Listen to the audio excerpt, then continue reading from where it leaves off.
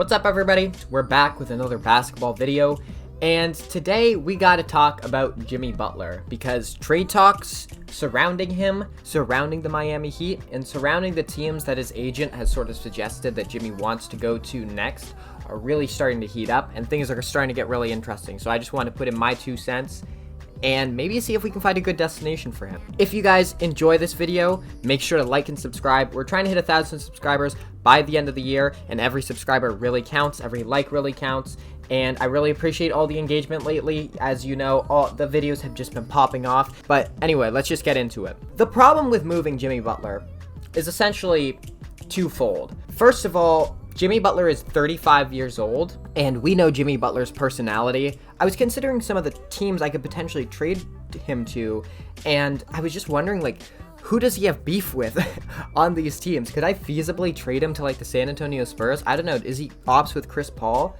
Essentially, his age, his personality, and then his contract size are sort of some of the things that would hold him back from being like an easily tradable asset.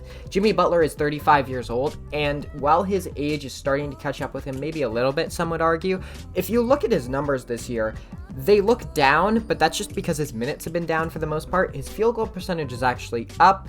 His shooting splits look completely normal, and he's averaging not that much less points, and when you consider the reduction in minutes and shot attempts, like, it looks pretty normal, especially when you consider that Tyler Herro has gotten a lot of the offensive burden placed on his shoulders this year. He's improved a lot, so Jimmy has maybe taken a bit of a backseat. I think he's pretty much the same player. He's still a borderline all-star caliber shooting guard. He doesn't shoot a lot of threes, but he puts a lot of pressure on the rim. He's a hard-nosed defender, a solid playmaker, and he does a lot of little things really well. And I think if you put him on a veteran team, he could still be very helpful for them. His contract is $48 million this year, though, and he's got a player option for next year for $52 million, and I would be very surprised if he didn't pick that up. So if you get Jimmy Butler, he's not going to be a rental unless you're like a horrible team and he's convinced that there's no way picking him that player option would be worth it. But that number is very hard to swallow, and because of the second apron, it's very difficult for a lot of teams to actually trade for his contract because aggregating salaries in the new CBA is very difficult. One of the teams I really wanted to try and get him onto was Indiana. Indiana cannot feasibly trade for him, though, without trading Pascal Siakam. So it's just things like that where if you have a big contract, you can actually make this work. But unless you have a contract that's within that $48 million ballpark, I believe because of how the second apron works, there's just like no way to trade for him. Now, I have come up with a few trades that sort of circumvent this, and somehow the Phoenix Suns are able to get into this mix again. Let's talk about the Golden State Warriors first, because this has probably been the #1 trade destination that it looks like Jimmy Butler could be going to. The Warriors have decent young assets. They have some draft picks, and they have quite a few movable contracts, namely DeAnthony Melton, who's out for the season now, and Andrew Wiggins. For me, the trade would be Wiggins, Melton, Kuminga, Guy Santos, and a 2025 first. They do, I believe, also have a 2031 first, though I think the fact that the Heat are getting Kuminga, which is pretty much the best young player that they could get in any trade on the market right now, I think that means that they're not also going to get like significant draft capital. The contracts really don't matter that much. It's basically you're swapping the roles of Andrew Wiggins and Jimmy Butler. Jimmy Butler is a big talent upgrade, and it sort of points the Warriors in the direction of winning now. Personally, I think that this would be a bad idea for the Warriors because I think the Warriors should be looking to invest in this youth movement. I don't think there's any way that this team is going to be contending again anytime soon, so I think Kuminga should be a big part of their future. And the fact that fucking Jalen Green got extended this year for like $130 million with Houston, and Kuminga still doesn't have a contract set up, I think is bullshit. But they're unwilling to sign Kuminga, then I think this trade would actually sort of make sense for them. I think it's a decent return for the Heat. You get Kuminga, you get a first. Guy Santos is maybe a player you could work with. And Andrew Wiggins is still like, that's a movable contract. It's a longer contract as well. So this would not make the Heat bad, and I think this would just be a raw talent upgrade for the Warriors. But honestly, I don't think the Warriors should make this deal, but I mean, their brass seems to have completely different motives, and I don't really understand them. The next trade I had was the Phoenix Suns. Bradley Beal for Jimmy Butler actually works out well if you also flip Thomas Bryant in the deal. The Heat are not a second apron team, so they can aggregate salaries. The Suns are, so I believe that they would have to swap Beal 1-for-1, or in this case, they can take back 2 contracts that are the same size as Bradley Beal's. The Fanspo machine, by the way, will say a lot of these trades have failed. That's because most of these players can't be traded until December 15th. So after December 15th, that's when negotiations are really going to start to ramp up. I've thought about this trade for both sides. I honestly think it's kind of a bad deal for both of them. Initially, I had just the 2031 first rounder in there, top 8 protected. But now that I thought about it more, you can throw in Kevin Love for the Suns, and then you also can get Ryan Dunn and Oso Ighodaro. And that's at the point where if I'm the Heat, I would consider the deal, because Ryan Dunn is actually a solid young player. Oso Ighodaro, both of them are older rookies, but like I could see that maybe sweetening the pot for them. And then you get that 2031 pick. I think you'd have to have that pick with a protection. It would be probably a lighter protection than what I have on it. It'd probably be a top 5 or top 3 protection, but I penciled in top 8 for now. And Bradley Beal, his contract is horrible. It's so difficult to move. And obviously he would have to agree just to make this deal happen. But like if for some reason he wanted out of Phoenix, I guess this is possible. But again, trading a player with a no trade clause is just, it's like impossible. For the Suns, I also think this is not very good for them because they spent so much time constructing this roster like it's 2K. I don't think they can afford to be flipping some of their stars into new stars, breaking down their chemistry even more. To get another guy who kind of likes to shoot mid-range shots, who doesn't shoot a lot of threes, I don't really think this makes sense for Phoenix, but Phoenix is on Jimmy's list of preferred destinations, so I guess I could see it for them. And I think if the Heat want to move in the direction of youth, this does get you 2 young players and a pick. And Bradley Beal is, I think, 31 or 32. But yeah, no, he's about 32, I think. So it's not the best return for Miami, honestly, but this trade is feasible. Next, I added one that I actually think is really interesting. It's the Memphis Grizzlies. The Grizzlies are getting Jimmy Butler and Kevin Love in exchange for Marcus Smart, Brandon Clark, Luke Kennard, G.G. Jackson, and 2 picks, one in 2025 and one in 2027. So 2 not super amazing picks, but it's 2 picks nonetheless. You get 3 contracts, which are, I think, all coming off the books. Well, Luke Kennard is coming off the books this year, and then Brandon Clark is not a big number, and he's also younger. And then Marcus Smart's deal is also only 2 years, and I'm not sure Marcus Smart is like washed or anything. I think you could even move him and reroute him in this deal. That's something I didn't consider was 3-team trades, because 3-team trades are they're just too much of a headache for me to make. But in a lot of these deals, a team like Miami, if they're getting a Marcus Smart or if they're getting a Brandon Clark, they could reroute them for more draft capital, for more young assets, and I actually think that'll be really interesting for them. Memphis has so many young assets. You could do this deal so many ways. You could do Vince Williams, Jay Huff, Scottie Pippen Jr., some combination of those players. John Konchar's contract. They have a lot of pieces that they can move in this one. There's 1,000,001 different ways you could square it for Memphis. I think it's just good for them because Jimmy is, again, a raw talent upgrade. It seems that Memphis is really hurtling towards a lot of success this year, and G.G. Jackson has become expendable since he has not played at all this year, and Memphis is still very good, and they don't really have a lot of minutes to spare. Marcus Smart has also become expendable, as have Brandon Clark and Luke Kennard. You're also getting Kevin Love back in the deal, so that sort of does bolster your back line a little bit. I think this would actually be an interesting deal for the Grizzlies. I'm a little bit hesitant with a lot of these young teams who would be trading for him because it might just be better for them to just stand pat and, you know, keep their powder dry for a younger player, because Jimmy Butler is still 35. But if you can swallow the number in terms of his contract, and if you can sort of expend some of your young assets that aren't really that useful, I don't think those 2 picks are going to be all that detrimental to Memphis going forward, especially considering how good they are at hitting on second-round picks, at hitting on random draft picks, hitting on undrafted players even. I don't think Memphis is going to be losing a lot by losing those 2 picks. So I would definitely say the Grizzlies are one of the best destinations for Jimmy, and depending on whether you want more or less young assets to go to the Heat in this deal, I think Memphis has enough to make it work either way.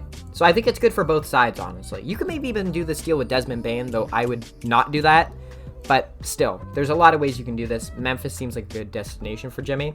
Then I had the Hawks. I kind of pondered this one for a little bit. I'm not a huge fan of this one, just considering the Hawks are sort of middling still. They've been much better in the last few weeks. I believe they were on like a 6-game win streak, and they've won like 7 of 8. I don't think that means that they're jumping into the contenders category anytime soon, and I honestly think that they should continue to build the roster up more slowly. But Clint Capella, Bogdan Bogdanovic, Kobe Buffkin, and a 2029 top 5 protected pick probably does get you Jimmy. You might even need to throw in more young assets than that, though the Hawks don't really have that many.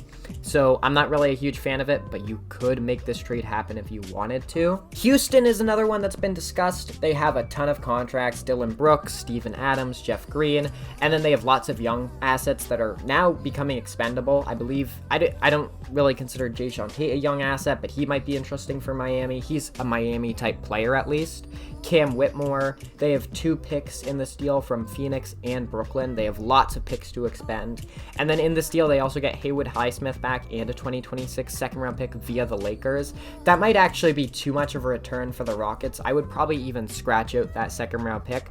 But I actually kind of like this deal for both sides. Miami gets like 3 solid young assets, a bunch of contracts that are really just filler, and losing Haywood Highsmith is not great. But Cam Whitmore, I actually think is a good NBA player. I think he could be really good given the opportunity. Just Houston doesn't really have it there for him, and he's really, out of all their young players, I would consider Jalen Green a movable young asset. I would say him and Jalen Green are the only ones who I would consider moving at this point. Jabari Smith has started to play a lot better lately, and his 3-point shot has looked a lot better, so I would not be moving Jabari Smith anytime soon.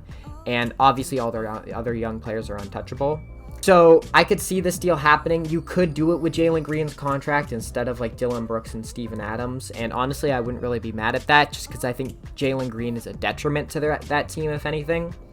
And I think the Rockets are actually one of the better destinations for him, because they're a young team that's on the rise, and they could really get away with this deal without losing that much. I don't think it would really fuck them over, because they have some of their young guys on contract already. I believe by the time Jimmy Butler has sort of expired, they will be able to re-sign Amen Thompson and extend Reed Shepherd. I think it actually works with their timeline kind of perfectly, so I actually kind of like this for Houston a lot the more I talk about it. Klay Thompson, PJ Washington, Daniel Gafford, and then a 2025 first and second gets you Jimmy for Dallas. I think this is the only way the Dallas Mavericks can really get Jimmy, unless they want to for some reason trade Kyrie and ruin the whole thing.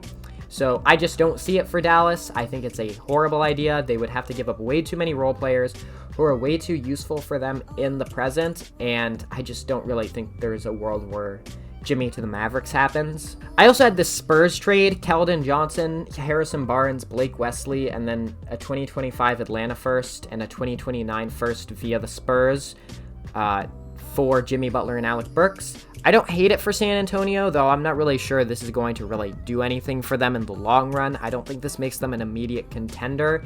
It is somewhat expensive as well, but they could feasibly do this. It would make them a better team, I would say. Keldon Johnson, I'm not really sure what his role is, and I think that's an interesting young asset for Miami to play with. And then they also get 2 picks. I don't think Blake Wesley is very good. If you watch him, he plays like he's on Adderall, but he's definitely a young asset, and he is, I guess, kind of interesting. I could definitely see this for the Heat and for the Spurs. I mean, you know, you get Jimmy Butler, you get Alec Burks, you get to improve in the short term, and they've got the cap space to do it for now. So it's an interesting move, at least. Then the final trade I wanted to talk about is Jimmy Butler to the Los Angeles Lakers with Alec Burks, and then the Lakers 2026 second round pick for 6 players, and a 2031 first round pick, top 5 protected. You might even have to do this deal without the protection on the pick. I had the deal as Christian Wood, Gabe Vincent, D'Angelo Russell, Jared Vanderbilt, Jalen Hood-Schifino, and Maxwell Lewis. Again, this is another trade you could do 1,000,001 different ways. You could take out 2 or more players from this deal, put in Rui Hachimura, if that's an angle you wanted to go with. You could sub out some of these contracts for a guy like Max Christie. There's a lot of different ways you can do this one. This is just a way to get the numbers to work, and I think all these players are pretty goddamn expendable for the Lakers. I'm looking at the screen, and I'm pretty sure all 6 of these guys have been really bad for them so far, like pretty much useless or haven't played.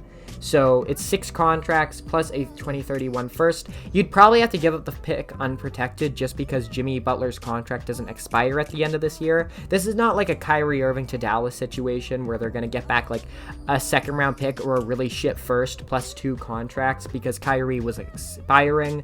Jimmy Butler has an extra year. So I actually think you'd have to probably give up a little more than this. But this would sort of be the framework for the Lakers. The Lakers don't have a lot of defense. They also don't really seem to have a lot of adults in the room, even though they've got a very veteran team. It seems like they rely a lot on Dalton Connect to bail them out every once in a while, as well as LeBron and AD, obviously. I think having another guy to maybe take the burden off of them, you know, when they traded for Russell Westbrook, this was sort of the same framework. Just trade a bunch of guys, get a third option who can take the burden off of LeBron and AD a little bit. Except the difference is Jimmy Butler is not Russell Westbrook, and he isn't a carnival act. As much as I love Russ, he was like the worst player the Lakers could have put in that deal. I think it's interesting for both sides. I would probably want more young assets if I were the Heat. I think the Heat get the best deal with the Kuminga trade, but I think the best deal for any team trading for Jimmy, I think the best fit for him would probably be the Houston Rockets or the Memphis Grizzlies.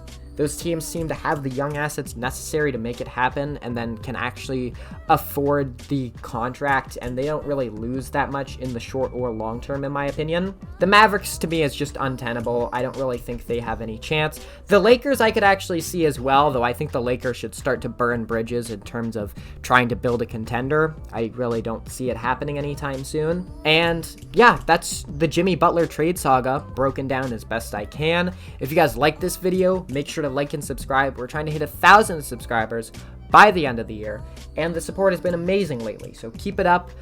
And go check out all my socials down below in the description. We've got the Twitch, we got the Instagram, we got the TikTok. We're making short form content, hopefully during this break between my exams and second semester, and we're gonna make some awesome shit. So I really appreciate y'all being along for the ride, and cue that music.